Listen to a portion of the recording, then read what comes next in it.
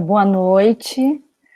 Então, eu faço as honras aqui da casa, da FAO-FRJ, recebendo hoje para uma palestra o arquiteto Vitor Hugo Penedo e o engenheiro ambiental Lucas Chiabi, para a gente conversar sobre o lixo como problema ou recurso, alimentar a terra ao invés de poluir. Essa palestra se insere dentro de um ciclo de palestras de Projeto Arquitetônico 1, que a gente vem estudando os recursos naturais para repensar nossa maneira de habitar a Terra e repensar também nossa maneira de projetar e construir, de ver o que a gente entende, às vezes, como terreno de projeto, por exemplo, já que esse período a gente está tratando a questão da Terra. Eu vou passar, então, a palavra primeiro para o Vitor, apresentando ele. Vitor Hugo Penedo é um arquiteto urbanista formado pela Universidade de Santa Úrsula e tem como foco de pesquisa a questão do lixo nos centros urbanos. Eu passo, então, a palavra para a sua apresentação e logo mais o Lucas, e depois a gente entra num debate coletivo. Obrigada pela sua presença, Vitor. Obrigada, Lucas, pela sua vinda, né? Sempre uma alegria receber pessoas dispostas a debater e repensar aí os modos de habitar a nossa cidade e o planeta. Bora lá, então. Obrigada. Eu que agradeço o convite, Azana. Boa noite. Boa noite a todo mundo. Então, vou compartilhar aqui a minha apresentação e você me avisa aí, Azana, se estiver tudo certinho. Tá bem? Certo, estou aqui na retaguarda. Estão visualizando bem aí? Está abrindo para mim. Agora abriu. Pode ir. Então, vamos lá. O lixo como problema ou recurso, né? Na verdade, eu não sei nem se é problema ou se é recurso. Eu acho que é uma questão que a gente precisa realmente se preocupar, se dedicar e mudar a forma como a gente se relaciona com o lixo. Ver isso como um recurso talvez seja um caminho para a gente ter investimento, mas isso é de fato tipo, a nossa vida, né? Então vamos lá. Essas imagens fortes de lixão e de pessoas trabalhando, coletando ali, tipo, tentando tirar do lixo sua sobrevivência, a gente está acostumado a ver. E normalmente as pessoas se chocam, mas tudo isso começa com a forma como a gente trata o nosso lixo, né? A gente se despede normalmente do nosso lixo na calçada e depois a gente vira as costas. Falando de Rio de Janeiro, a gente gera aí mais de 9 toneladas por dia de lixo e mais da metade disso é gerado nas nossas casas, é lixo domiciliar. E desse lixo domiciliar, mais de 50% é matéria orgânica que poderia estar ali passando pelo processo de compostagem, sendo aproveitado como adubo orgânico. E mais de 40% é potencialmente reciclável. A nossa logística aqui no Rio de Janeiro, ela é um pouco caótica. Assim. O caminhãozinho que passa nas ruas coletando esse lixo, ele vai para umas estações de transferência no Rio de Janeiro. São 5 estações de transferência, de lá eles passam para uns caminhões muito maiores que vão levar isso lá para Aterro de Seropédica. Uma pequena parte disso vai ficar em Jericinó, no Centro de Resíduos da Construção Civil, e uma pequena fração disso passa por coleta seletiva, é levado ou para os centros de triagem ou para as cooperativas que a gente tem no Grande Rio, e nessas cooperativas ou nos centros de triagem é que tenta se fazer essa separação do que dá para aproveitar ou não.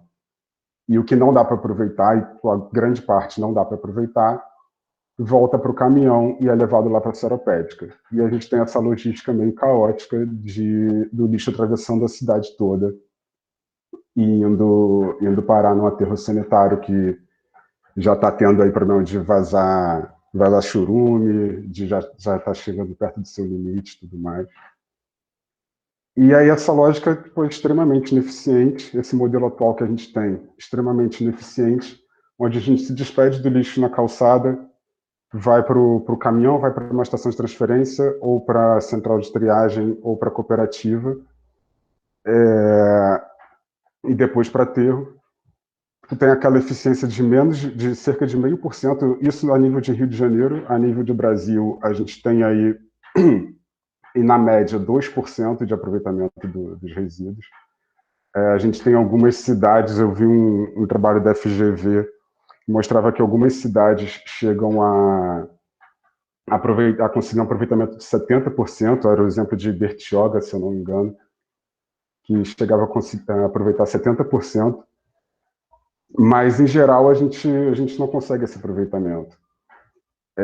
Tem uma cidadezinha no Japão, uma cidade pequena de 1.500 habitantes, chamada Kamikatsu, que conseguiu chegar, eles tiveram, acho que há uns 20 anos atrás, um pouco menos que isso, eles tiveram um problema com um dos incineradores e eles tiveram que mudar a forma como lá o lixo era praticamente todo incinerado, e eles tiveram que mudar a forma como eles se relacionavam com o lixo. E eles alcançaram um índice de aproveitamento de 80%, e o plano deles era até 2020 chegar a 100%. Eu acho que eles não conseguiram, não consegui achar essa informação. Mas o que eles faziam lá, a logística deles era, eles tinham um espaço onde cada morador, cada cidadão daquela vila, né, dessa cidade, tinha que levar o seu próprio lixo. E eles mesmos eram responsáveis por separar esse lixo em 45 categorias diferentes. A gente está acostumado aqui a ver 4 cores mais o orgânico, né, quando tem o orgânico. E lá eles separam 45 categorias diferentes e chegaram a esse aproveitamento de mais de 80% em pouquíssimo tempo. O que eu proponho, né, esse é um exercício acadêmico, é um estudo, na verdade, e o que eu proponho é que a gente tenha um modelo um pouco similar a isso, numa escala local, em vez da gente ter grandes centros espalhados pela cidade, ou como em São Paulo, que a gente tem o maior centro de triagem da América Latina, e continua com uma eficiência ridícula. A gente tenha esses pequenos espaços em bairros delimitados, em localidades delimitadas, onde, em vez da gente ter um caminhão que comprime tudo e praticamente acaba com a possibilidade de reciclar aquilo, a gente tenha ou um carro elétrico ou talvez uma carroça dos próprios catadores fazendo esse trabalho de coleta e leve para uma unidade dentro desse mesmo bairro, passe ali por triagem ou o orgânico pela compostagem, e dentro desse mesmo espaço a gente tenha uma área de convivência, área de informação, uma área de debate, um centro comunitário que as pessoas dessa localidade possam debater, possam discutir formas de gerir o próprio lixo. E para aplicar esse modelo, eu fiz esse exercício num espaço no Grajaú, o que eu chamei de espaço de gestão coletiva de resíduos do cotidiano no Grajaú. O Grajaú é um bairro ali da Grande Tijuca, tá ali vizinho de Andaraí, Vila Isabel e Engenho Novo. É uma área grande, mas a maior parte é reserva florestal. E eu delimitei uma pequena parte do bairro, que é uma área plana, toda reticulada direitinho. Seria mais fácil de fazer esse processo de coleta em carrinho elétrico, por exemplo. E tem um terreno ligado, dentro dessa área tem uma reserva florestal. Aqui a gente vê que é basicamente todo residencial, o bairro. Amarelinho está o residencial, a gente tem algumas escolas, pouco comércio, nessa área que eu marquei pouco comércio. E aqui, nessa bolinha verde, é o terreno que eu escolhi para implementar esse projeto. É um terreno que hoje em dia já pertence à Conlurb, é um espaço administrativo da Conlurb, e ele tem essa ligação já com a reserva florestal. Eu acho que vocês estão conseguindo ver meu mouse, que eu botei até de amarelo para facilitar aqui. Está aqui o terreno da Conlurb, que tem acesso por essa rua, que vai continuar subindo até o final dessa rua, a gente chega numa curva e volta para conseguir chegar na sede da reserva. E o que eu estou propondo é que a gente aproveite essa ligação que tem desse terreno com a reserva e dê um acesso por trilha ou por decks. Seria só mais uma forma de facilitar que as pessoas se apropriem desse espaço. A reserva hoje acho que é a segunda principal área de lazer do bairro, tem uma pracinha central e logo depois acho que vem a reserva. Aqui a gente tem, só para vocês entenderem o que tem lá dentro, esse terreno já foi, há muitos anos atrás, um pequeno lixão a céu aberto, que incomodava os vizinhos e tal, e eles resolveram cuidar do terreno, construíram aqui dentro um espaço administrativo, tem aqui em cima um vestiário para os funcionários da Conlurb, para os garis. Lá no fundinho ainda tem um campo de futebol, e é isso que tem hoje nesse terreno. E a minha proposta é que a gente tenha esse espaço de tratamento dos resíduos / centro comunitário. Então, aqui dá para ter uma ideia geral do que foi a minha proposta. Essa edificação que é organizada em 4 níveis mais a cobertura. Então, aqui a gente tem, nos 2 primeiros níveis, onde acontece os processos de triagem, no subsolo, compostagem, para cima, os resíduos secos. E um acesso dos pedestres para chegar aqui no segundo e no terceiro pavimento, que seria esse espaço de uso comunitário. Então, esse volume maior aqui na frente, um grande auditório. Aqui esse volume que se destaca indo em direção já à floresta. Uma sala de estudo, biblioteca, sala de computadores e tal. E diversas outras coisas acontecendo aqui dentro que pudesse ter esse uso da comunidade, tanto para as necessidades da comunidade, como também de um processo pedagógico, ensinando as pessoas ou fomentando a discussão nas pessoas de como lidar com esses resíduos que a gente gera. Aqui, só para vocês terem uma ideia da implantação, então, à direita, né, da imagem, começa já a malha urbana consolidada, e por isso eu colei o volume principal já nessa parte edificada, e aí vai saindo da edificação esses platôs, assim, essa laje em direção à floresta, dando acesso a uma trilha ou um caminho por deck, o que for, para chegar na reserva florestal. Aqui no nível saindo do nível da calçada, subindo aqui para o primeiro pavimento, esse acesso do pedestre, passando por essa pedra que existe lá no meio do terreno. Tenho aqui um acesso por escada e por elevador para os 2 pavimentos de cima. E aqui um elevador de carga que iria até a cobertura para sair lá o composto, a matéria orgânica que é separada no subsolo. Chegar lá no telhado e terminar o processo de compostagem, né? Aqui atrás, mais uma parte administrativa, área para os funcionários e vestiário e tal. E aqui o acesso de veículo, onde dá para descarregar aqui os resíduos da coleta e passar por triagem.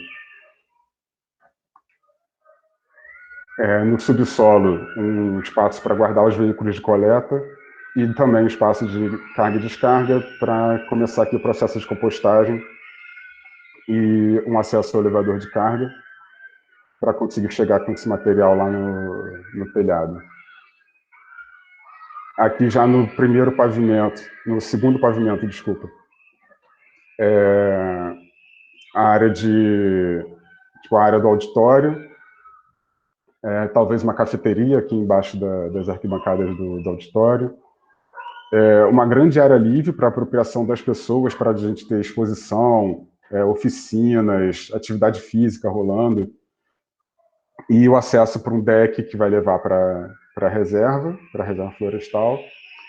E aqui um espaço que eu chamei de casa experimental e uma horta, que seria para as pessoas passarem também por esse processo de transferir informação, né? A gente chegar lá, ter uma espécie de casa com uma cozinha, com uma área de serviço, para poder ensinar ou experimentar maneiras de cuidar dos resíduos, de como lavar, como aproveitar ao máximo os alimentos, como cultivar uma horta em casa.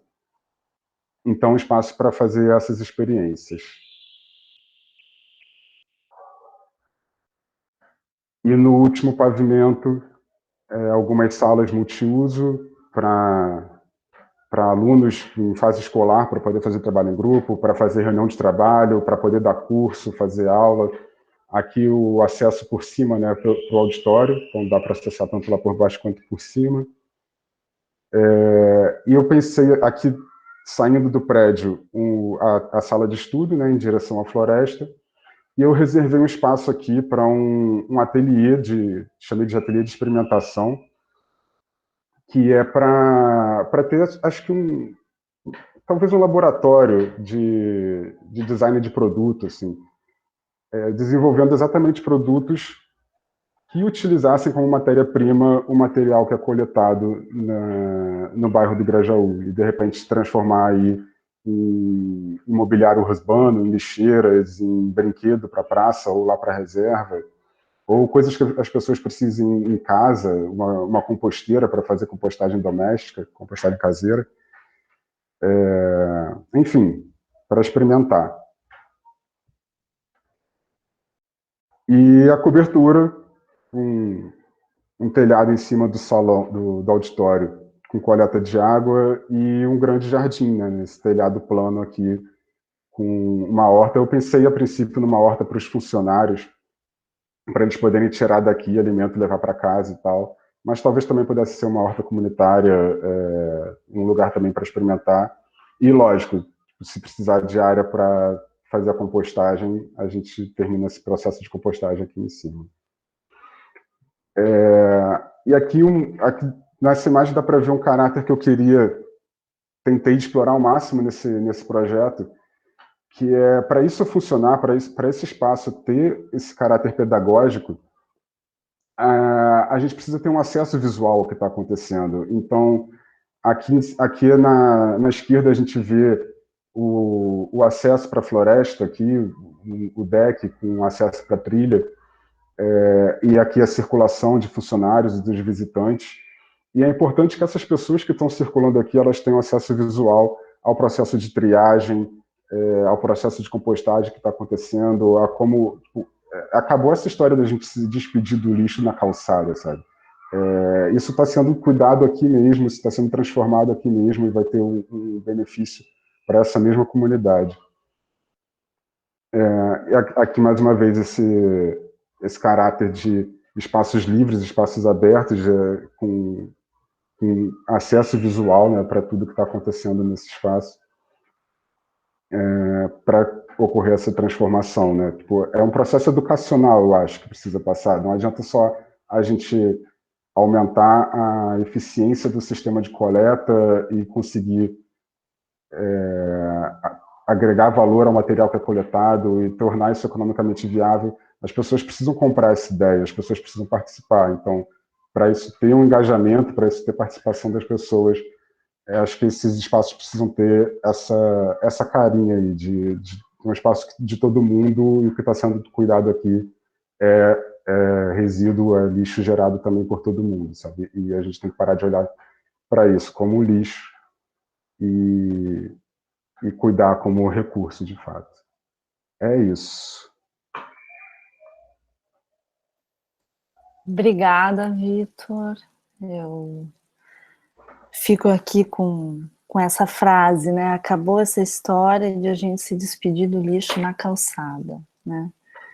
E vou passar, então, a palavra para o Lucas Chiavi, engenheiro ambiental, formado pela UFRJ e empreendedor.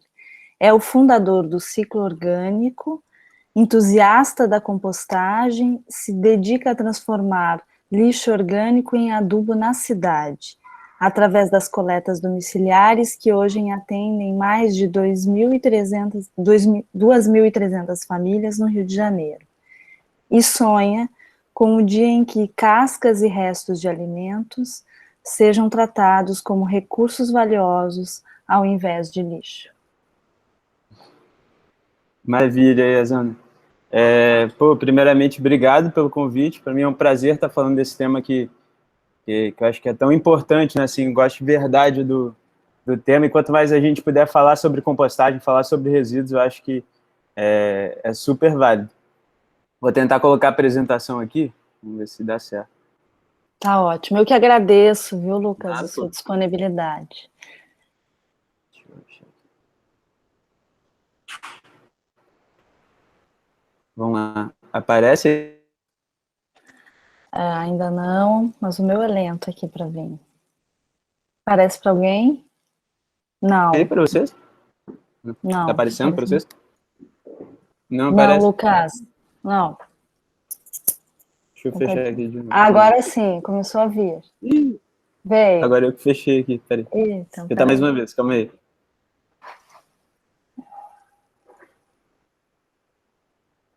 Vamos esperar, então, acho que está um pouco lento.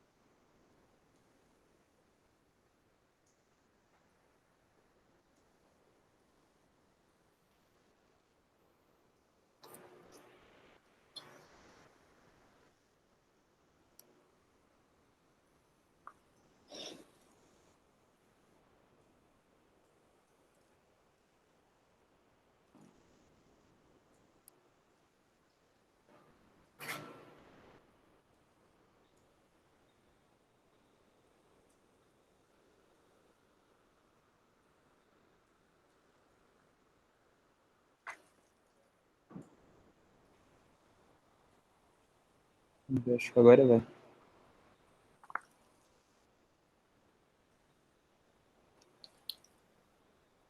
esperar um pouquinho mais do que a outra vez, porque ele foi, só que atrasou, né? Um pouquinho.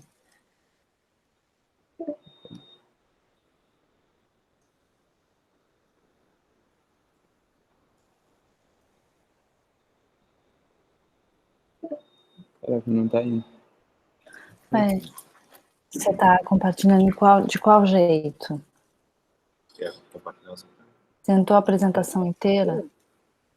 Tá tentando compartilhar só a janela da apresentação. Tenta. Tá bem lenta a internet. Bem provável que seja isso.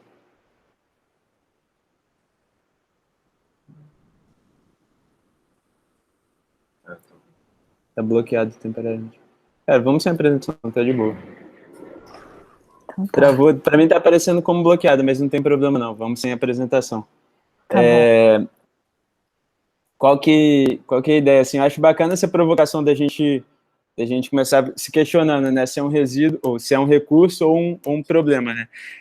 Na minha visão, eu acho que de fato é um problema gerar como a gente gera resíduo, porque por mais que a gente faça reciclagem ou a gente faça compostagem, todos os dois processos são processos muito intensivos em energia, né? Então, desde a parte logística até o processo de transformação, a gente bota muita energia para acontecer. Então, assim, é sempre melhor uma solução onde a gente diminua a geração de resíduos, né? Então, quanto menos a gente gerar, mais fácil é da gente tratar e da gente aproveitar os resíduos como recursos, né? Eu acho que esse é o desafio que a gente tem pela frente. E como o Vitor falou super bem, né? Assim, se a gente olhar o que a gente joga fora, né? O que a gente descarta todos os dias, mais da metade é orgânico, né? Então, a gente tratar o orgânico, seja pela compostagem ou seja pela biodigestão, a gente está reduzindo aí mais da metade do que a gente descarta, facilita muito mais o processo de reciclagem, que a gente tem o material reciclável já seco, né, e muito mais fácil de separar e de aproveitar, e acaba indo para um aterro sanitário só mesmo que é rejeito, né? Aquilo que não é possível mais se reciclar, a gente consegue estender a vida útil de um aterro sanitário, a gente consegue ter uma logística muito mais simplificada e tratar o nosso resíduo de uma forma mais eficiente, né? O desafio que a gente tem pela frente, a gente costuma dizer que é um desafio muito mais humano do que técnico, né?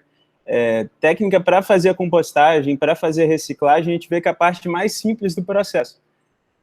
Mas como o Vitor mostrou ali no início, aquelas fotos de aterro sanitário e toda a problemática de chorume, de vetor, e até mesmo de mudança climática, né? Quando o resíduo orgânico vai para um aterro sanitário e ele está numa condição anaeróbica, ele está gerando metano, e os resíduos são a terceira maior fonte de emissão de metano, né, no planeta. Então, contribuem muito com mudança climática, impacta no local e tem um impacto global. Só que a gente não vê, né, o grande desafio é porque a gente não vê isso no dia a dia, né, então tem a mágica do lixo que você amarrou no saco preto, jogou fora, e ele some. Enquanto você não vê o impacto que isso está gerando, é muito difícil da gente mudar nossos hábitos, né, mudar o nosso dia a dia. E aí foi muito nesse incômodo mesmo, que quando eu fiz engenharia ambiental, e na UFRJ participei de um projeto de extensão chamado Muda, que fica no estacionamento do Bloco A, lá do CT. Lá a gente começou a fazer vários experimentos de agroecologia e permacultura para trocar conhecimento com os agricultores orgânicos que faziam feira na UFRJ. E aí a gente começou a fazer compostagem, agrofloresta, bioconstrução, nesse intuito de trocar conhecimento. E a gente começou a aproveitar os recursos que a gente tinha ao nosso redor, né? Então a gente começou primeiro a separar o nosso orgânico em casa, né? Então cada integrante do projeto tinha o seu baldinho, separava o orgânico no baldinho e levava para a faculdade. Depois a gente começou a pegar de um trailer ali do CCMN, depois começamos a pegar um dia do bandejão, e fomos aumentando as experiências ali de compostagem, né? E aí, de cara, o que é mais bacana nesse processo é ver como que você passa a mudar a sua relação com o lixo, né? Então, lá em casa, a gente começou a separar todo o orgânico no baldinho e começou a ver, a gente começou a enxergar as cascas, né, e os restos de alimentos como um recurso, né? Porque quanto mais separava ali no baldinho, mais rápido ele enchia e voltava com adubo para casa. Então, não era aquela relação de mágica, né, de descarte, e sim de saber para onde que vai, como é que funciona o processo e como é que ele volta com o adubo e como que faz sentido, né? Que muda completamente a forma como a gente se relaciona com os nossos resíduos. E o mais bacana é que foi uma solução muito prática para dentro de casa, né? Então, mesmo morando em apartamento, com pouco espaço, eu e minha família, meus pais, meu irmão, a gente estava separando 100% do orgânico, e para eles era muito prático, porque só colocava no baldinho e eu que levava e fazia a compostagem. Isso foi muito esperado numa prática lá em Florianópolis, da Revolução dos Baldinhos, que é um projeto que começou numa comunidade lá em Florianópolis que tinha um problema de da falta da coleta dos resíduos, né? Então, acumulava muito resíduo orgânico, começou a atrair rato, e eles começaram a ter alguns casos de leptospirose na comunidade. E aí, diante daquele caos, né, virou um problema de saúde pública, eles procuraram a universidade e juntos eles encontraram a solução na compostagem. Então, eles começaram a disseminar os baldinhos pela comunidade. Isso começou com alguns moradores que foram conversando de casa em casa, espalhando os baldinhos, e eles montaram um esquema dentro da comunidade de coleta do resíduo orgânico. Então, eles começaram a coletar lá dentro, fazer a compostagem, e esse adubo ainda servia para estimular a agricultura urbana. E aí foi muito inspirado no projeto deles, na época da faculdade, que a gente começou com nossos baldinhos e fomos evoluindo ali com a compostagem.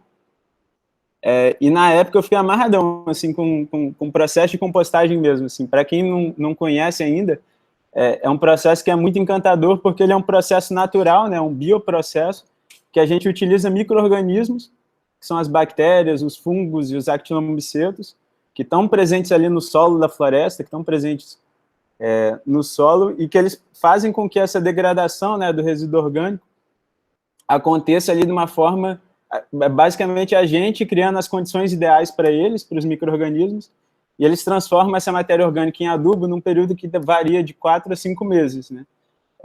E é bacana que é um processo que libera energia, né, libera calor, um processo exotérmico, então esquenta bastante a pilha de compostagem.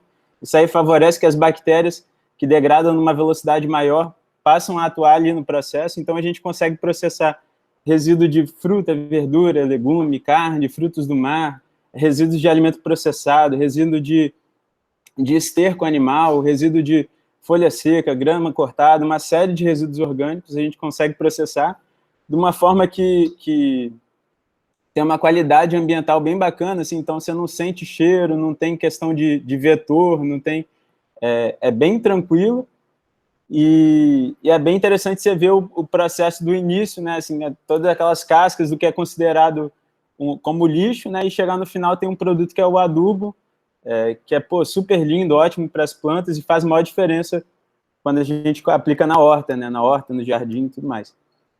Então, foi muito inspirado, assim, nesse momento lá da faculdade mesmo, que trabalhando com compostagem, que cada vez comecei a me envolver mais.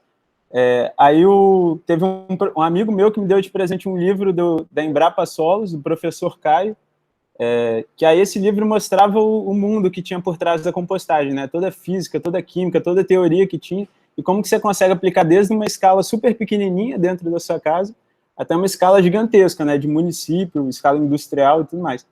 Aí eu comecei a fazer estágio voluntário lá com o Caio, depois comecei a trabalhar na Vide Verde, que é uma empresa de compostagem de escala industrial, e aí acabei entrando no Shell Iniciativa Jovem, que é um programa de empreendedorismo que ajuda jovens a começarem algum tipo de negócio que tem um impacto ambiental ou social. E aí eu entrei meio que de paraquedas no programa, mas eu tinha essa ideia, assim, falei, cara, se fosse para montar um negócio, ia ser justamente levando o baldinho para mais pessoas. E principalmente com os amigos, assim, conversava, a maior parte do pessoal não fazia compostagem por morar em apartamento, né? E mesmo morando em apartamento, funcionava super bem lá em casa, e eu começava a ver que tinha gente que se interessava até mesmo por pagar uma mensalidade para ter a coleta e conseguir fazer a compostagem dos orgânicos. Realmente incomoda muito, né? Quando você separa aqueles resíduos todos e mistura, joga fora, é um negócio que não faz muito sentido. E daí comecei com esse esquema de assinatura mesmo, comprei uma bicicleta, e é engraçado como é que as coisas são, né? Aí no início de empresas você tem uma visão romântica, né? De como é que vai ser o negócio e tudo mais. Aí eu comprei uma bicicleta, a pior que eu achei, né? Assim, a mais detonada, toda quebrada. Aí foi reformando a bicicleta, pintei, ajeitei a bicicleta, comprei os baldinhos na feira, comprei pallet, montei. Aí a gente fez uma parceria com o Parque do Martelo, no Maitá. E aí a gente trocou um espaço do parque, a gente montou as composteiras, e metade do adubo que a gente produzia ficava para o parque, né? Então, a gente começou na parceria mesmo com o parque, e aí fomos espalhando para os amigos. Daí a bike, cara, quebrou milhares de vezes comigo na rua, e era lixo orgânico na rua, e era bike sem freio, e era só perrengue. Mas foi bem bacana, assim, né? Nesse início de começar divulgando para as primeiras pessoas, e o pessoal que participa do ciclo orgânico, né, tem maior orgulho e divulga para amigo, divulga para vizinho e tudo mais, por realmente acreditar na importância da compostagem, na importância da gente valorizar os orgânicos. E foi isso que fez com que o projeto cada vez aumentasse mais, ganhasse mais força, e fosse indo para mais bairros, para novos lugares. Hoje são 2.300 famílias que a gente atende, são 17 pessoas que trabalham no dia a dia aqui no ciclo orgânico, e são 50 toneladas que a gente composta todo mês, né? Acho que o maior orgulho nosso, assim, é ver que realmente as pessoas que fazem parte do ciclo levantam a bandeira da compostagem, divulgam e falam da importância da gente valorizar o orgânico, mostram como que o baldinho mudou a relação delas com o resíduo orgânico. E a gente acredita que esse é o caminho para a gente ter uma gestão mais sustentável dos nossos resíduos. É isso. Eu não olhei o tempo, mas eu acho que era essa a ideia que eu queria compartilhar com vocês. Acho mais legal a gente ir debatendo. Maravilha, obrigada, Lucas, obrigada, Vitor. E, bom, agora a gente conversa sobre isso, né? Não sei se alguém já tem alguma pergunta, algum comentário a ser feito. A gente pode fazer uma lista no chat, organizar de 3 em 3, e eles vão respondendo e debatendo conosco, né? Essa é um pouco a ideia. Bora lá, gente.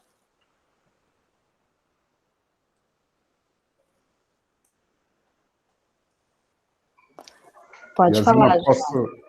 desculpa, vai lá. Você quer? Não, daqui a pouco eu falo. Eu ia fazer uma pergunta. Tá, Faz ok. na sequência, o João fala, depois o Vitor fala.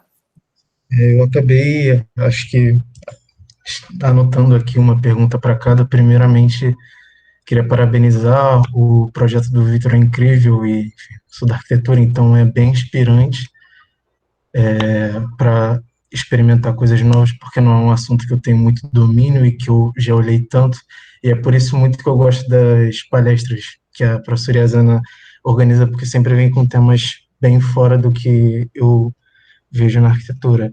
Eu queria parabenizar também o Lucas por essa visão, mesmo sendo de uma área um pouco diferente, o negócio é incrível, enfim, o negócio que você empreendeu. Então, tinha uma pergunta para o Vitor, um pouco de uma dúvida projetual, porque eu acho que eu não consegui captar, da questão do, ta- do tamanho dessa compostagem que tem no projeto e dessa horta, porque eu fiquei pensando se a comunidade não produz lixo demais para o que o projeto suporta. Eu queria saber se teve, enfim, algum estudo relacionado a isso e se sim, para onde esse outro lixo escorreria, né?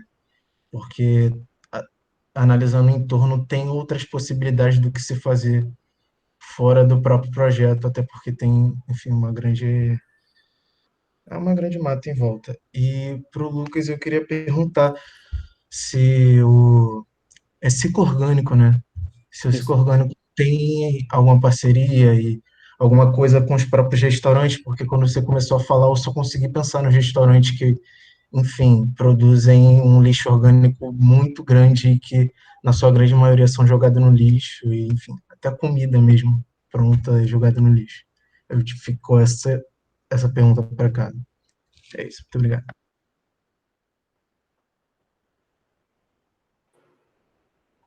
Eu posso começar? Então, quando eu estava desenvolvendo... Obrigado pela pergunta, João. Quando eu estava desenvolvendo esse projeto, isso chegou a ser uma preocupação. Cara, é um bairro com quase 40 mil pessoas, quanto isso representa em volume, em toneladas, e como é que eu vou saber se esse espaço dá conta ou não. Em algum momento, eu decidi que não adiantava eu querer dar conta de todo aquele espaço. Tá? Então, a partir de um determinado momento do desenvolvimento do projeto, eu entendi que talvez se aquele espaço não desse conta de compostar ou de reciclar 100% do resíduo gerado naquele lugar, tudo bem. Porque se a gente chegar a 100%, a poder aproveitar 100%, a gente cria outro espaço, cara. Isso não tem problema. O espaço no Grajaú existe, sabe? Agora, quanto você falou de quanto demandaria também para fazer o processo de compostagem, assim. Eu conheci um projeto, e era o que eu ia perguntar, uma das coisas que eu ia perguntar para o Lucas também. Quando eu estava pesquisando sobre compostagem, eu conheci um projeto do Shopping Eldorado, em São Paulo, e que também foi replicado aqui no Shopping Nova América, e que eles faziam um processo de compostagem que era muito mais rápido, com enzimas ou com aditivos, eu não sei. Acontecia todo ele no estacionamento do shopping, no espaço de um container, assim. E depois eles levavam justamente para o telhado do shopping e lá tinha uma horta, exatamente o que eu propus ali. Uma horta para os funcionários que colhiam ali. Eu não sei se o Lucas pode falar disso. E só mais uma informação, uma coisa que eu tinha pensado em falar antes. Eu vi um trabalho da FGV de dois professores que eu anotei o nome em algum lugar, mas já perdi, que eles estudaram a evolução ano passado fez 10 anos, né, do Plano Nacional de Resíduos. E eles fizeram esse comparativo. Eles, na verdade, pegaram dados de 2008 para 2018, que eram os dados consolidados. E em alguns lugares, por incrível que pareça, o aproveitamento de resíduos caiu. Quando você soma reciclagem e compostagem, caiu. Mas isso é efeito de muitos lugares, principalmente cidades pequenas, que aumentaram o número a quantidade de compostagem caseira. E isso reduziu o volume do que vai para o... Esses números todos consolidados são todos números de coleta do sistema público, né? Então, isso passou a não entrar no sistema público. né? Eles já reduziram, é o que eles chamam de preventivo. Então, se a gente conseguisse, voltando ao meu projeto, se a gente conseguisse lá no bairro do Grajaú, que a maioria das casas tivessem a compostagem caseira, o espaço que a gente precisaria para compostagem ali seria mínimo, seria mais de folhagem, de varreção da rua do que das casas. Acho que é isso.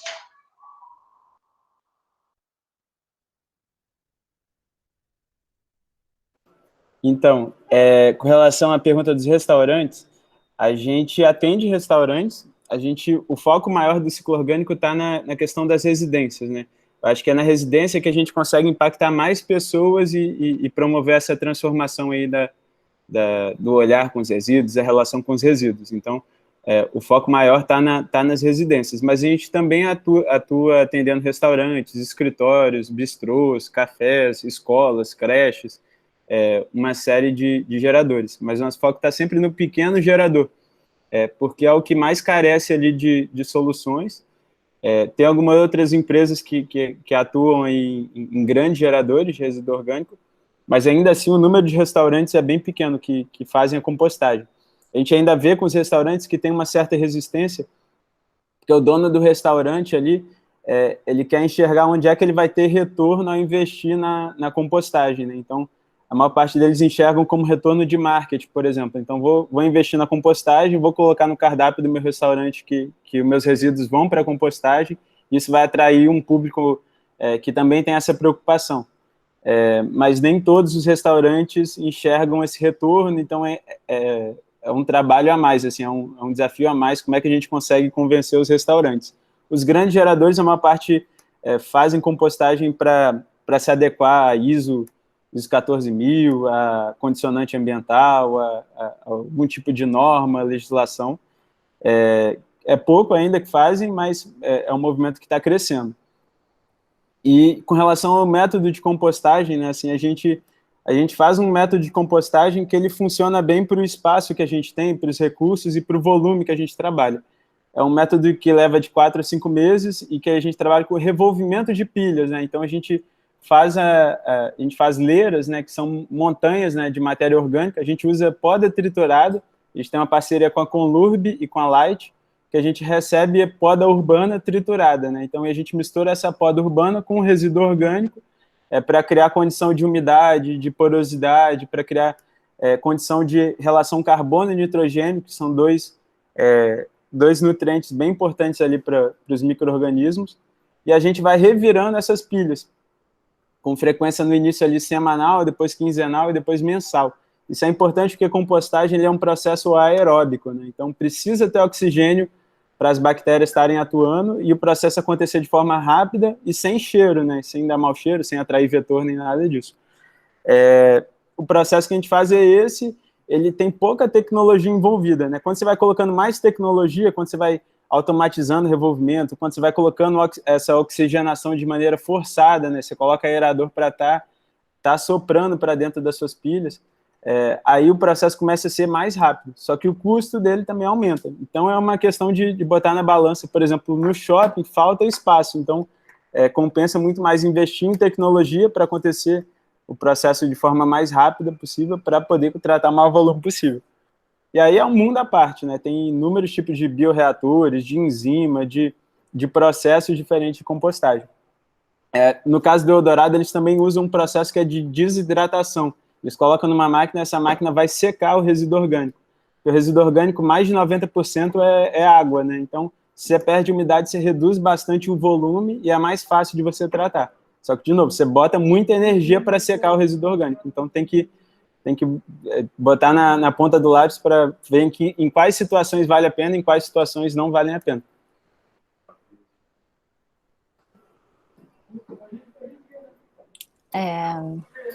Então, tem uma pergunta no chat da Bruna Monteiro Félix.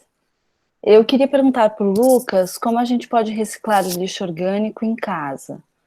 Quanto tempo leva para o lixo virar adubo e se tem alguma forma de armazenamento específica desse lixo até que ele se decomponha? Eu também tenho uma pergunta que é: como que vocês dois imaginam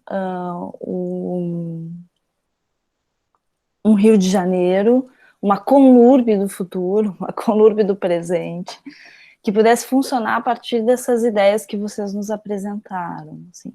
Seria possível? Como funcionaria? Como seria essa coleta de lixo pública, né? Como seriam as nossas casas adaptadas? Que adaptações nós teríamos?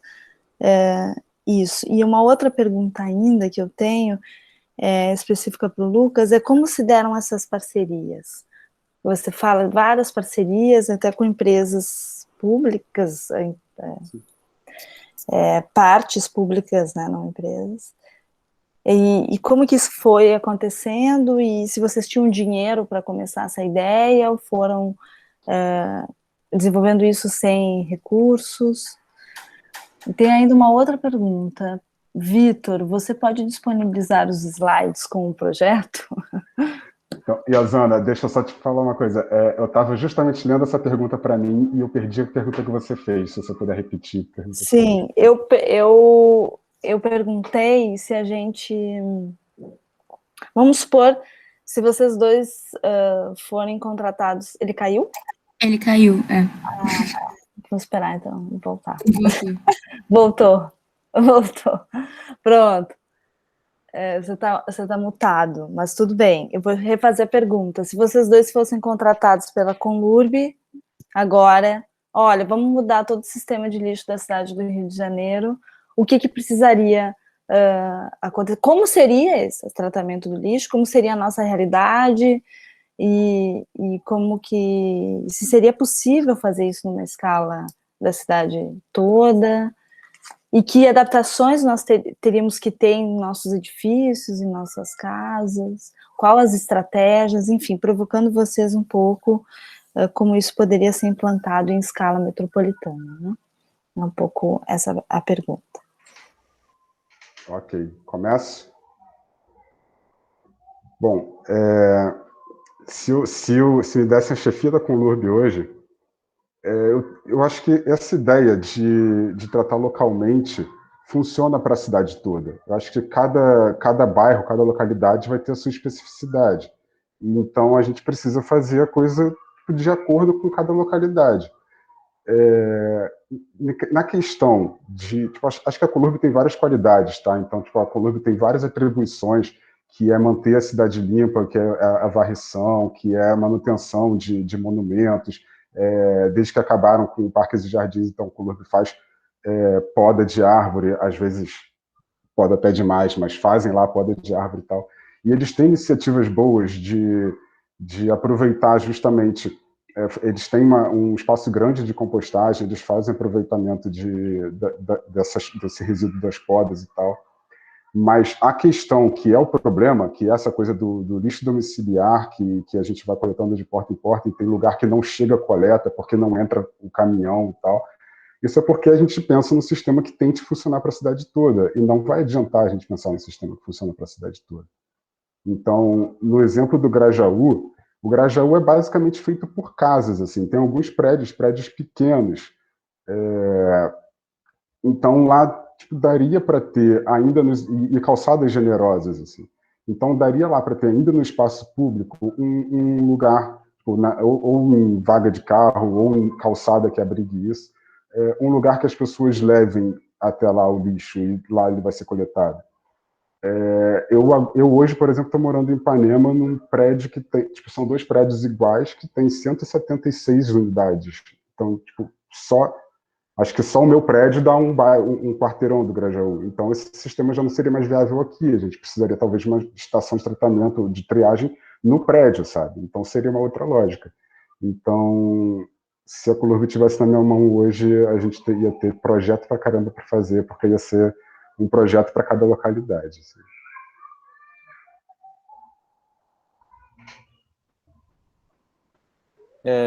Sobre a pergunta aí da Conlurb, eu concordo com o Vitor, assim, eu acho que a Conlurb tem muito projeto bacana, eu acho que a situação que a gente está não é culpa exclusiva, acho que tem muita coisa que podia ser melhor, né, mas não acho que seja culpa exclusiva da Conlurb, né, eu acho que é um conjunto de fatores que a gente precisa melhorar para a gente chegar numa situação mais sustentável com relação aos nossos resíduos. O principal deles, que dificulta muito, é a questão de custo de aterro sanitário, né? Então, hoje a gente tem um aterro sanitário, se eu não me engano, é tipo R$120 a tonelada do resíduo aterrado. Então, ela é muito barato, né? Assim, muito barato a solução do aterro sanitário. Então, qualquer outra solução, e é muito barato porque ela não leva em conta as externalidades do problema, né? Então, esse chorume que vaza do aterro sanitário, ele não entra na conta dos R$120, né? Então, o metano que escapa das membranas e que vai para a atmosfera e que aumenta a mudança climática, ele não entra na conta dos R$120. Vetor não entra na conta dos R$120. Então, tem uma série de problemas desse custo do aterro sanitário que inviabiliza uma série de outras soluções. A solução local, sem dúvida, é a melhor dos mundos, né? Assim, porque você consegue reduzir muito o custo, tratar localmente, você quebra essa mágica do lixo, né? As pessoas veem para onde que o resíduo está indo, o que virou, então você começa a rever a forma que você consome. Eu acho difícil tratar 100% do resíduo de uma metrópole que nem a nossa dentro da cidade, porque existe muito preconceito, isso nos pátios de compostagem que a gente fez na cidade, a gente viu isso, assim, de vizinho, de síndico, de achar que porque a compostagem vai estar trazendo doença. A gente teve caso, por exemplo, só para ilustrar, né, assim, de um vizinho a 1 quarteirão de distância que falou que o rato do prédio dele estava vindo da nossa compostagem. Só que a gente fala, cara, se tivesse rato por conta da nossa compostagem, aqui no parque já estaria infestado, nos vizinhos do lado estaria... Mas vai botar na cabeça da pessoa que compostagem não vai atrair rato, né? Assim, é muito complicado. Então, isso mais um dos desafios, né? Mas eu acho que tem vários pontos que faz muito sentido uma solução local. Eu lembro que eu tive aula com um ex-gestor lá da Conlurb que ele falava assim, Lucas, tem comunidade que a coleta da Conlurb ela custa 4 vezes mais do que coletar em Ipanema, por exemplo. Então, tem locais, pelo acesso da comunidade, pela dificuldade de se coletar, é muito caro. Uma solução de compostagem no local, de reciclagem no local, é super viável, né? Assim, faz todo sentido do mundo. Então, era uma coisa que super valia, né? Uma outra coisa que dificulta é o fato da gente não pagar pelo resíduo que a gente gera. Assim, a gente paga pelo custo da Conlurb, mas você não paga diretamente, né? Assim, se você gera mais, você não vai pagar mais do que uma pessoa que gera menos. Então, falta incentivo para a gente reciclar mais, para a gente compostar mais. O custo lá de limpeza urbana está no nosso IPTU, e nem é só o IPTU, né? Tem que tirar de outras partes lá da prefeitura para poder compor o custo que a gente tem. Então é muito difícil, né? Assim, se uma pessoa que recicla tudo, composta tudo, paga o mesmo tanto que outra pessoa que não faz nada disso, falta incentivo, né? Então acho que era uma experiência bacana. Por exemplo, em São Francisco, você paga pelo saco de reciclagem, pelo saco de compostagem, pelo saco de aterro sanitário que você usa.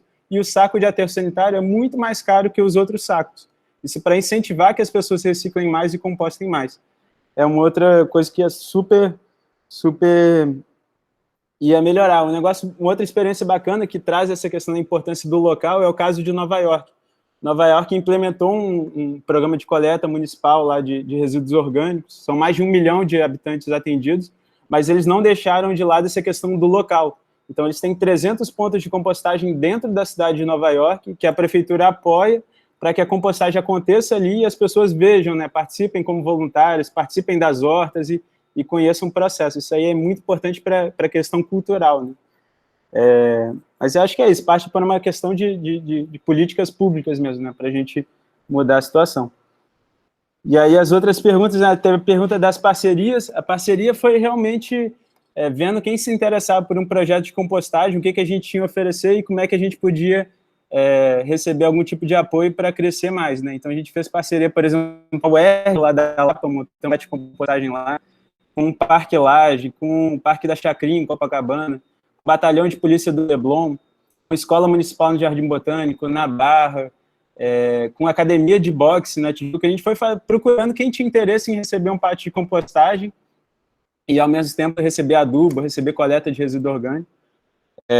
E com a Light, com a Conlurb, foram no mesmo caminho. E a questão da compostagem caseira, a gente super recomenda as minhocas, né? Então, a compostagem com minhocas é a melhor solução para quem quer compostar dentro de casa, né? Dentro de apartamento.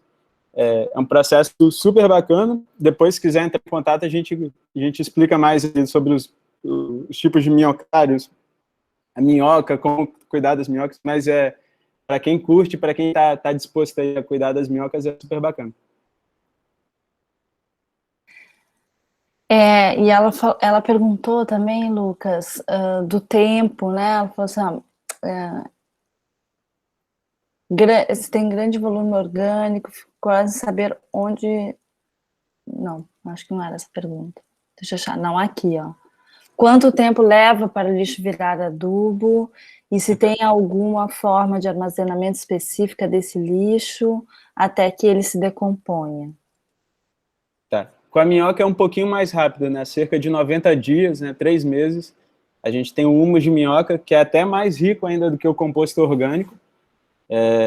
E a forma de armazenamento, a gente sempre indica, né? Você separar o seu resíduo orgânico em algum recipiente que você consiga vedar, né? Então, a gente começou usando, depois mudou, a gente começou com aqueles baldinhos de margarina, né? Que você consegue encontrar em padaria, em restaurante, que é um balde que ele veda super bem. Mas pode ser na sua lixeirinha de pia com um potinho de sorvete. Aí a gente consegue várias coisas recicladas, né? Assim, tem baldinho de açaí, de pão de queijo, de creme de leite que você consegue. Ou você consegue comprar um baldinho mesmo industrial. Acho que o ideal é alguma coisa que vede muito bem. Porque se não veda muito bem, acaba vindo aquelas mosquinhas de fruta, né? Então as drosófilas acabam botando ovo, se proliferando. Então, a melhor forma de armazenar é essa. Você pode congelar resíduo orgânico, é uma ótima forma para armazenar por mais tempo. E a forma de fazer compostagem em casa é o minhocário, né? Aí tem vários modelos de minhocário que você compra pronto ou que você monta você mesmo. Você começa com algumas minhocas californianas, que são as mais práticas, assim, as mais funcionais para o minhocário. Você começa com um punhadinho e elas vão se multiplicando ali dentro. E daí é um ciclo, né? Você vai alimentando com resíduo orgânico e tirando humus de minhoca para lá. Tá. Obrigada. Nada. Tem... Ângela quer fazer uma pergunta, tem uma pergunta da Aline também no chat. Vou ler da Aline, depois a Ângela segue. Eu também queria perguntar para o Lucas sobre o espaço de compostagem que o ciclo orgânico utiliza, já que ele contou que mora em apartamento. Imagino que seja uma demanda em crescimento e deve ter um grande volume de material orgânico. Fico curiosa para saber onde e como isso acontece. Ângela? Nossa, minha pergunta tinha até a ver com isso. Eu ia perguntar sobre se... Eu imagino que as composteiras de vocês sejam bem grandes e se vocês utilizam o lixo sem ser orgânico para falar delas, né? Você já veio falando dessa experiência em casa, caseira, com esses potes e com esses baldes, então já trouxe isso. E aí eu fiquei imaginando nessa escala grande. E a segunda pergunta é se vocês têm alguma vontade de fazer uma parceria com as instituições de educação, assim. Eu fiz parte da Geomata já, então eu conheço o Muda, e eu observo que a galera... Eu tive que sair, porque eu saí da geografia, fui para arquitetura, mas mantive meu contato com eles, mas saí de lá, mas eu vejo, né, que a galera, às vezes, é uma questão muito de ciclo, né? Um grupo está lá muito intenso trabalhando, mas às vezes não entra gente nova para seguir. E eu acho que uma coisa que ia funcionar muito bem seria se expandisse, além de ser um projeto de extensão para fora da UFRJ, mas dentro da UFRJ eu sinto falta dessa extensão de, sei lá, terem composteiras em todos os prédios, em todos os lugares, os alunos mesmo levarem os baldes para a faculdade, colocar lá. Eu acho que funcionaria muito bem. Eu queria saber sua opinião sobre isso, se vocês também pensam em fazer essa parceria, né? Porque poderia ser meio que os alunos levam para a faculdade, vocês da faculdade levam para o projeto de vocês, não sei, outro tipo, né? Pô, bacana demais. Tinha uma pergunta que você colocou? Não, pode responder depois. O Vitor disse que tem uma pergunta e também um complemento, mas acho que responde para não... Tá. Então, hoje a compostagem nossa acontece lá em Caxias, né? O que aconteceu? A gente começou no Parque do Martelo, depois foi indo para a escola no Jardim Botânico, uma escola municipal no Jardim Botânico, depois no Parque Lage, depois na ESD, depois foram indo para vários, montando outros pequenos pontos de compostagem, né? E funcionou super bem. Chegou uma época que a gente estava tratando um pouco mais de 30 toneladas mês, fazendo todo esse processo que era muito artesanal, tudo na pá e na enxada, a equipe era muito grande, e o trabalho em si era muito exaustivo, né? Então, assim, a gente viu que a escala que a gente estava trabalhando e fazendo dessa forma manual era muito desgastante até para o próprio pessoal que manejava no dia a dia. Sem falar que era muito difícil você garantir a qualidade do processo de compostagem, porque é isso, assim, compostagem ela bem feita é mil maravilhas, assim, cara, não dá cheiro, você pode passear em volta das composteiras, que é, pô, perfeito, tranquilo, você nem diz que você tá no meio de montanhas de resíduo orgânico, mas ela mal feita, se você perde o controle, cara, é um cheiro bem forte mesmo, atrai vetor, atrai mosca, é bem complicado. Então, garantir vários pequenos pontos de compostagem, a qualidade, e se lidar com essa questão de estar em locais de parceiros e vizinho, começou a virar uma loucura. Chegou um ponto que a gente só estava conseguindo olhar no nosso dia a dia, né? Assim, a gente não conseguia olhar para frente do negócio e a gente viu que não era sustentável a forma como a gente estava fazendo, para aquela escala. Aí a gente foi procurar uma área maior de compostagem que tivesse no espaço rural e que fosse o mais próximo possível da cidade, para a gente otimizar a logística. E aí foi lá em Caxias, fica próximo de Xerém, né, fica no arco metropolitano, então daí a gente comprou um caminhão, e aí bacana que desde moleque, assim, o sonho, quando perguntar o que eu queria ser quando crescer, você fala que eu queria ser motorista de caminhão de lixo, né, e daí ver como é que as coisas acabam acontecendo, né? Aí tirei a carteira, virei motorista de caminhão de lixo, começamos a levar o orgânico para lá, e aí só que a gente manteve esses dois modais, né? Então, porta a porta, nosso, até hoje ele é de bike, na verdade ele é de triciclo, a gente junta em pequenos pontos de transbordo, que a gente leva de caminhão lá para Caxias. É mais ou menos o esquema da Conlurb, né? Só que numa escala bem menor, e tentando ser o mais eficiente possível. E aí lá o espaço é um espaço bem maior, lá a gente hoje trabalha com 1.000 metros quadrados, tem uma pá carregadeira que faz esse processo de revolvimento, de formação das pilhas, tem uma peneira, ensacadeira, é um processo maior, e lá é bacana que você está numa área que é apropriada para isso, então lá a gente nunca teve uma reclamação de vizinho, bacana que a gente o composto final ele já está do lado do agricultor, então tem vários agricultores familiares lá, e é super bacana. Assim, desde o início, a gente sempre trabalhou com essa questão da educação ambiental nas escolas que a gente tinha parceria, no Parque do Martelo, recebendo as escolas, recebendo visitas, mas falta abraço, né? Assim, acho que precisa e muito que esse trabalho seja fortalecido, amplificado aí. E o trabalho lá do Muda, da Geomata, do Capim-Limão, do Polígono, de todos os grupos de agroecologia do UFRJ são super importantes, né? Assim, acho que tem mais que fortalecer e crescer mesmo o movimento da compostagem. Tem tudo aí no fundão para ter um monte de composteiras e aumentar ainda mais a compostagem.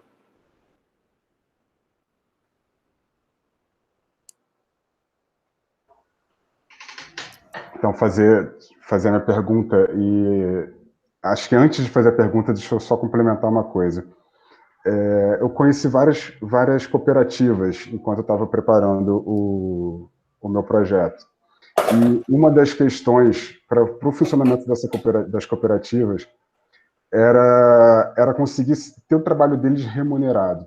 Então, para a maioria das cooperativas, tipo, o que vale mais a pena para eles é atender uma demanda específica, ou seja, tipo, uma empresa que está fechando ou trocando todo o mobiliário, se desfazendo ali de um monte de papel, gerando sucata, e eles precisam se livrar daquilo.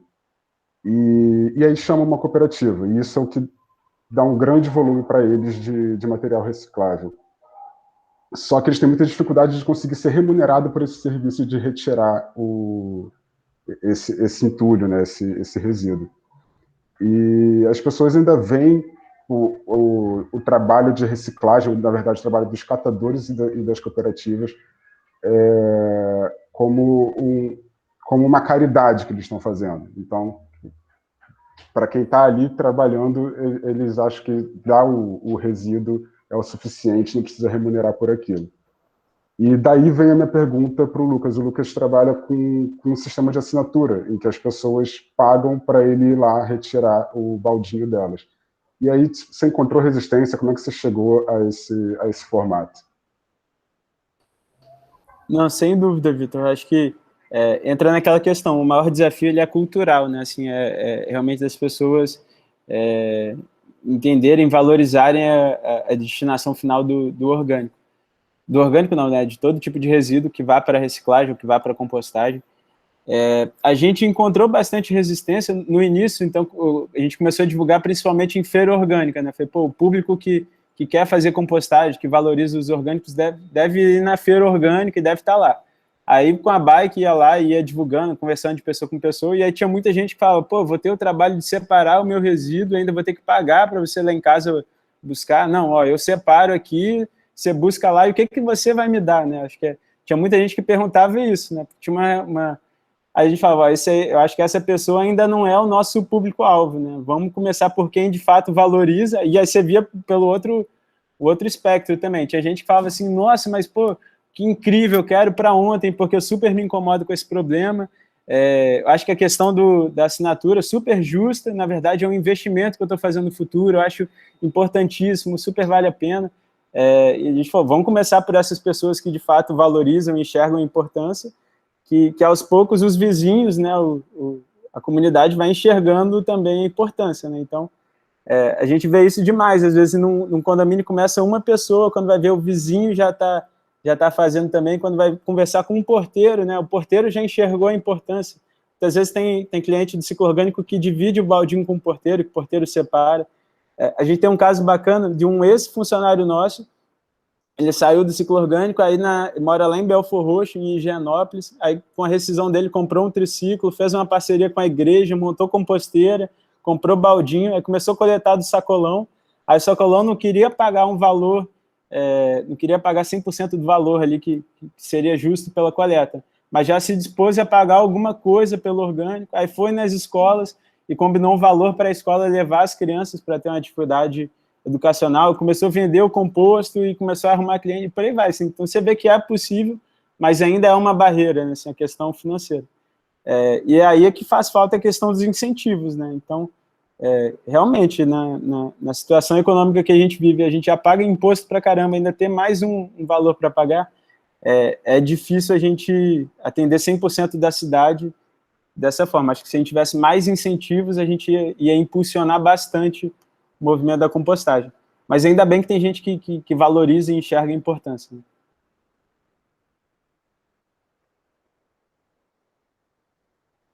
Maravilha. Sofia.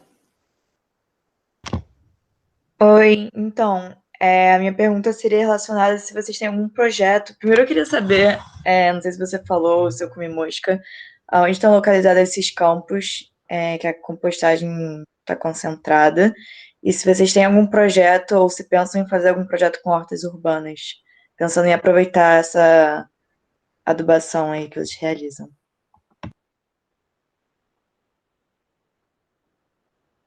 Para mim? Pro Lucas, desculpa. Tá, beleza. Sim. Vamos só fazer um bloquinho. Francisco também quer fazer pergunta. Mais alguém, gente? Sim, eu queria perguntar se há algum planejamento de conseguir o apoio governamental, como você citou em São Francisco, eu vi que lá eles têm um apoio do Estado. Eu queria saber se tem alguma iniciativa aqui.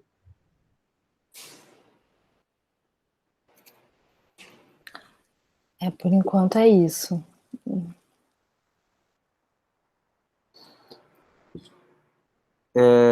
Com a pergunta da compostagem, né? Então, a compostagem acontece em Caxias, fica no bairro do Amapá, que é próximo a Xerém, né? Do lado do Arco Metropolitano. É uma área rural, dentro do parque lá do Tinguá, e é bacana que é uma área rural muito próxima da cidade do Rio, né? Então, e cada vez estão sumindo essas áreas rurais. Então, a gente está lá e bacana que facilita a questão logística. E a gente super apoia, faltam braços para a gente fazer projeto de horta comunitária e agricultura urbana, mas a gente apoia quem tem projeto nessa área, né? Então, qualquer pessoa que tenha que faça parte de uma horta comunitária e que queira doação de adubo, é só mandar mensagem para a gente que a gente doa o composto orgânico. A gente sempre indica o pessoal que trabalha com horta urbana, que faz projeto com horta urbana, o pessoal da organicidade, da CARP, do paisagismo comestível, o pessoal da MBA, tem uma série de empresas e de iniciativas que trabalham nesse sentido. E a última pergunta foi do... Desculpa, eu esqueci. Que era... da parceria com o governo, né? Parceria com o governo. A gente até tenta, né? Assim, a gente vê que essa questão com o governo ela é lento o processo, né? E principalmente na cidade como o Rio, é muito difícil você conversar com a prefeitura, ela é muito cheia de departamentos e vários gerentes, supervisores, diretores, então é muito difícil a gente já propôs várias coisas, mas é muito difícil que de fato ela seja implementada, né? Uma notícia bacana foi há pouco tempo saiu uma política estadual de compostagem, que é uma lei que ela ratifica a importância ali de compostagem, projetos de compostagem em escolas, em instituições públicas, ela reforça a importância da compostagem, foi do MINC que propôs essa lei, então eu acho que já é um avanço, e que a gente vê nessa área de política, a gente vê que Florianópolis é o estado que está mais avançado nesse sentido, então ele tem uma série de políticas interessantes que ia ser muito bacana ver replicada aí em outras cidades. Uma delas é a questão do pagamento pelo serviço da compostagem. Então, lá em Floripa, se você tem uma iniciativa de compostagem, para cada tonelada que deixou de ir para o aterro sanitário, a prefeitura paga esse valor para a iniciativa, porque é um custo a menos que a cidade teve. Então, é mais uma forma de incentivar a compostagem na cidade. Lá já tem lei de compostagem para o grande gerador, né? Então, assim, lá tem meta. Então, até 2000 e tanto, todos os grandes geradores são obrigados a fazer compostagem. Depois, vai diminuindo, até chegar no pequeno gerador. Então, a gente vê BH tem uma lei bacana, né, de incentivo no IPTU. Então, para as práticas sustentáveis, você ganha ponto. Essa lei está em implementação, né? Você ganha ponto e esse ponto ele reverte se tem captação de água da chuva, se tem energia solar, se você faz reciclagem, compostagem, se compra orgânicos, por aí vai, você vai ganhando pontos e isso abate no IPTU. Mais uma forma de incentivar. Então, a gente vê várias iniciativas bacanas, né? Assim, tomara que elas sejam replicadas.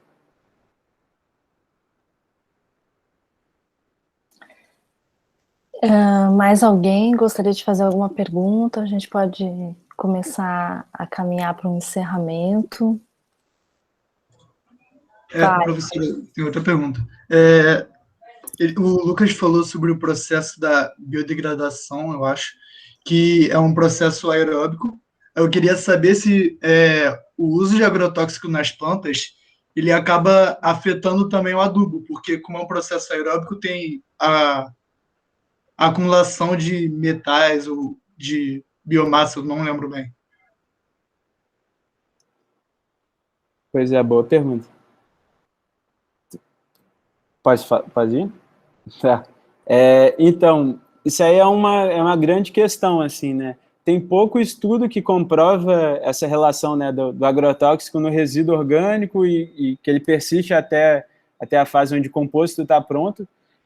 A gente parte do princípio que o resíduo orgânico é sempre melhor ir para a compostagem do que para o aterro sanitário, por mais que persista alguma coisa ali no processo. Mas em países aí da União Europeia, nos Estados Unidos, já tem uma série de estudos para tentar identificar quais são os pesticidas, quais são os herbicidas e os agrotóxicos que permanecem ao longo do processo, e um trabalho forte para banir esse tipo de agrotóxico. Outro caso importante é a questão dos polímeros, né? Então, dos microplásticos. Tem uma série de plásticos ali que, quando entram na compostagem, eles começam a se degradar, que são plásticos que parte da resina é de fonte renovável e outra parte é de fonte não renovável, e aí vai virando microplásticos que isso persiste no adubo e vai para a horta e por aí vai, é um problemão. Então, nesse país, eles já estão correndo atrás para entender quais são esses perigos, né? E de começar a banir um por um, né? Mas aqui no Brasil ainda...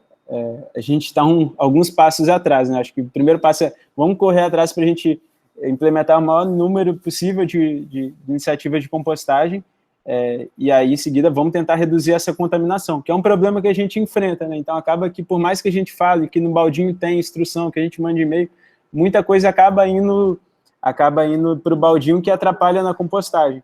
Um que poderia ser banido é a questão de adesivo de fruta, por exemplo. Isso é um baita problema para a gente lá na compostagem, mas acaba indo. Fitilho que amarra as verduras, saquinho plástico, uma série de embalagens atrapalham bastante, né? Então, tem países aí que já estão correndo atrás para banir esse tipo de resíduo para facilitar o trabalho da compostagem e aumentar o impacto aí, positivo.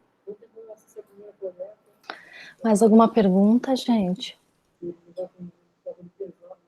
Eu tenho uma que vocês dois indicam uma ideia de descentralização, né, do tratamento dos resíduos. Mas na experiência do Lucas, do ciclo orgânico, acabou que houve de novo, tinha no início uma descentralização grande e teve uma resistência, tanto de uma ideia de gestão, né, de vocês, que começou a ficar complexo, e também, eu acho, de uma certa resistência dos vizinhos, o que seria diferente se fosse uma iniciativa pública, eu imagino, né? Que poderia estar, talvez, num espaço mais adequado para isso, né? Mas eu queria entender um pouco disso, assim, qual é essa questão, se a gente poderia, de fato, fazer de modo mais descentralizado, e aí a gente deveria, então, dividir os grupos. Qual a questão em si? Porque ficou um pouco confuso, né? De um lado, a gente está apostando numa descentralização, e de outro, a gente vê que não é viável, ou ficou muito mais fácil uma centralização do processo em Caxias, que é, de novo, vamos dizer assim, o ciclo orgânico trabalha basicamente com a zona sul, né, da cidade. A maior parte está na zona sul. Isso, então a gente queria de novo essa relação, né, um pouco. Então é isso que eu queria entender um pouco melhor. Eu acho que o que aconteceu com a gente é bem parecido com o que aconteceu lá, só que numa escala 1000 vezes menor, né, do que aconteceu lá em Nova York, né? Lá eles foram montando vários pequenos pátios de compostagem, e você percebe que um pátio de compostagem, todo pátio tem um limite, né, do volume que você consegue tratar. Isso está muito relacionado com a área que você tem disponível e com o entorno que você está. E aí tem várias relações assim, em estudo que mostram a dispersão da questão do cheiro, porque que a compostagem, por mais bem feita que seja, quando você revira uma pilha de compostagem, ela solta cheiro. E cheiro é muito subjetivo, né? Por mais que quem trabalha com compostagem adore o cheiro da compostagem, às vezes o vizinho pode odiar, né, assim, o cheiro da compostagem. Tem a questão que eles chamam da síndrome do not in my backyard, né, que é, quero muito compostagem, acho muito bacana, mas no meu quintal de casa não, né, faz isso em outro canto porque não vai dar certo, porque cheiro, por uma questão de motivos, né. Então, eu acho que essa questão do descentralizado, ele funciona bem se você respeitar esse limite. Então, por exemplo, aqui do Martelo, a gente chegou a compostar, se não me engano, acho que foi 8 toneladas por mês, então era muito acima do que era possível de se compostar num local que você tem vizinho a 10 metros de distância da pilha de compostagem, né? No Parque Lage é mesmo. Aí tem a questão burocrática também, e tem essa questão do custo do processo, né? Para você tratar 1 tonelada de resíduo orgânico, onde um processo ele é todo feito de forma artesanal, né? Bater pá, bater enxada e tudo mais, com o pessoal revirando as pilhas de compostagem, é muito mais caro do que você fazer a compostagem numa escala mecanizada, né? Então, até para uma questão da gente conseguir adequar o custo ali, oferecer o serviço pelo menor valor possível e tudo mais, a gente acabou optando por esse processo. E para garantir a qualidade do processo de compostagem do início ao fim. Mas lá, por exemplo, no Parque do Martelo, não deixou de ter composteira, ainda tem compostagem, mas tem um caráter muito mais educativo do que de tratar o resíduo de todos os moradores ali da região. Então tem uma composteira menorzinha e tudo mais, que aí depois disso nunca mais deu problema. Mas aí os visitantes conseguem visitar, o composto vai para a horta ali do parque, e funciona super bem.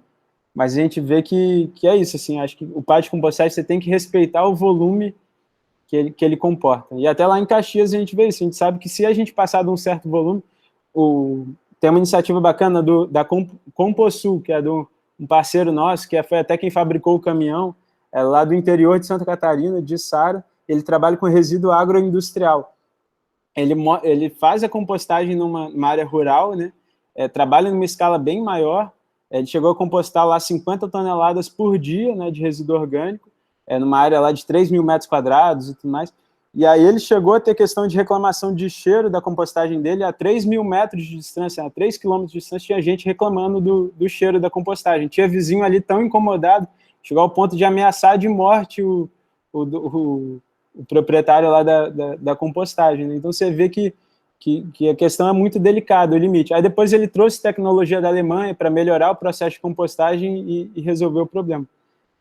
Mas eu acredito muito nisso, assim, o descentralizado ele é super importante desde que a gente consiga encontrar os espaços certos e respeitar o limite de cada parte de compostagem, o que é um baita desafio. Acho que a prefeitura ia conseguir, tem um caminho muito, muito mais fácil, né, para conseguir essas áreas e montar esse espaço de compostagem. Com certeza.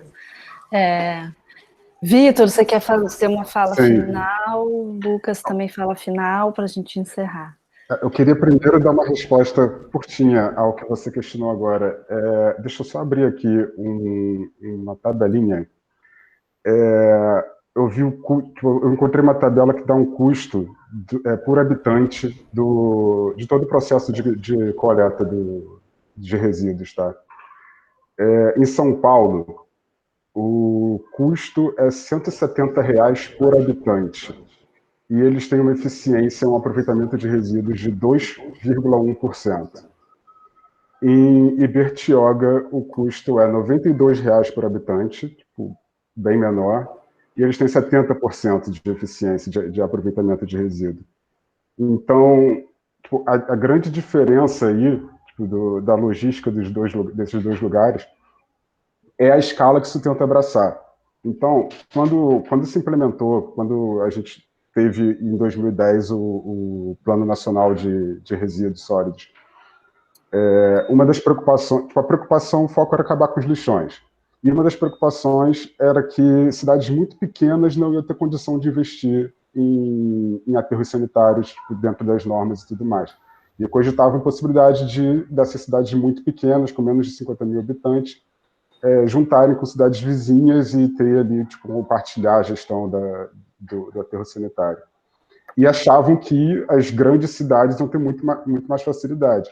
E acabaram descobrindo que o mais eficiente são as cidades que estão ali entre os 50 mil e os 200 mil habitantes, porque quando passa disso e começa a ganhar uma escala muito grande, o custo dessa estrutura é muito alto. É o que a gente viu no maior centro de triagem da América Latina, lá em São Paulo. É um custo muito alto para pouco resultado. Então, assim, eu acho que essa lógica do começar, pelo menos, o tratamento do resíduo localmente para aumentar a eficiência, ela depende mais de vontade política, sabe? É o que o Lucas estava falando, tipo, para a prefeitura, que tem mais espaços disponíveis e que controla essa logística como um todo, que vai poder ver aonde você precisa separar e onde as coisas se encontram, para a prefeitura acho que é mais fácil de gerir isso. Dar incentivo para as pequenas iniciativas, dar subsídio para as pequenas iniciativas, é uma economia também para a prefeitura, porque é menos que o contrato da prefeitura com a Ciclos, que gere o aterro lá de Seropédica, é por volume. Então, quanto mais volume chegar lá em Seropédica, mais a prefeitura vai pagar. Então, quanto menos a gente mandar, menos a prefeitura pagaria. Então, vale a pena para a prefeitura pagar. Aí depende mais de vontade política, assim, não tem outra explicação. Acho que é isso. E obrigado pela atenção de todo mundo, espero que tenha colaborado com alguma coisa. E quem tiver dúvidas, eu deixei meu e-mail aqui no chat, mas também é só pedir para a Yazana que ela passe também. Quem quiser falar comigo é só entrar em contato. Obrigado, boa noite para todo mundo.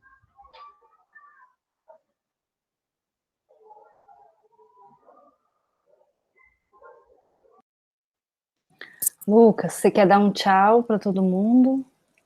Pô, é isso, agradecer a você, agradecer a todos aí que participaram, agradecer o Vitor também aí.